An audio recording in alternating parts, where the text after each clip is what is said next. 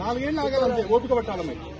అరే అందరు ఉంటారు ఆ పార్టీ సార్ ఇడున్న అందరూ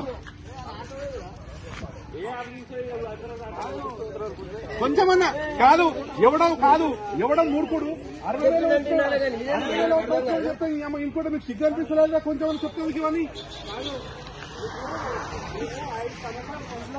మీకు ఎప్పుడైనా నైట్లలో ఎవరు ఫ్లెక్సింగ్ తింపుడు ఎవరైనా చేయరని మీకు ఎప్పుడైనా చెప్పినావా? మేము ఖర్చు ఎందుకు కట్టుకున్నాం? మేము దొంగతనం చేస్తున్నాం.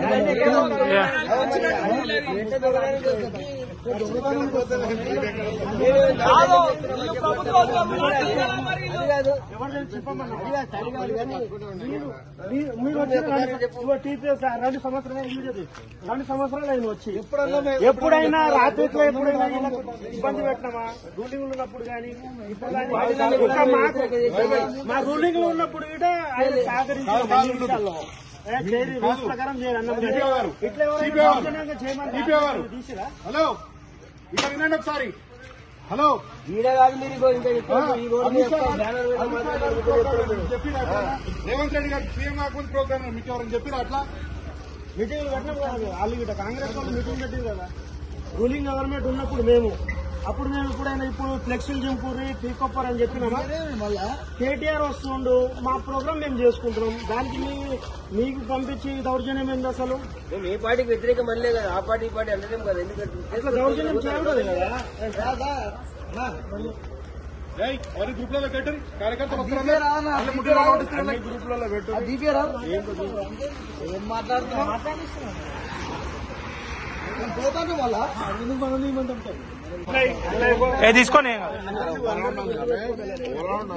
ఇప్పుడు 10 సంవత్సరాల నుంచి మేము కాంగ్రెస్ వాళ్ళైనా బీజేపీలో కాదు 10 సంవత్సరాల అయితే నీకేం రాదు. 10 సంవత్సరాల నుంచి కాంగ్రెస్ వాళ్ళదైనా బీజేపీ వాళ్ళదైనా మేము ఎప్పుడైనా తీసినామా తీపిచ్చినామా? గవర్నమెంట్ రూలింగ్ లో ఉన్నప్పుడు గిట ఈ చింపడం ఏంది, తీయడం ఏంది, దూరం చేయడం ఏంది? ఇట్లా దిగుతారు బండి తోటి బుద్ధి.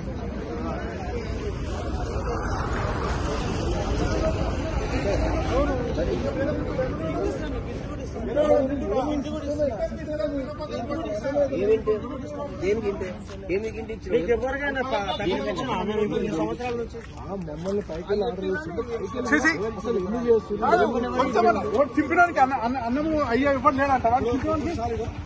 లెక్క చింపవచ్చు అట్లా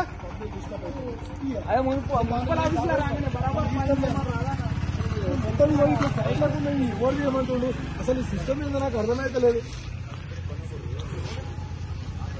కాదు ఎవరో గవర్నమెంట్ కూడా పనిచేస్తుంది కదా, మీరు ఇంకో గవర్నమెంట్ కూడా పనిచేస్తుంది పెట్టిగా.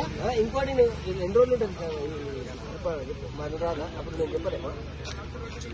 వాళ్ళ వీళ్ళ మాటలు అధికారులు లేదో 2-3 సంవత్సరాలు వస్తారు పోతారు.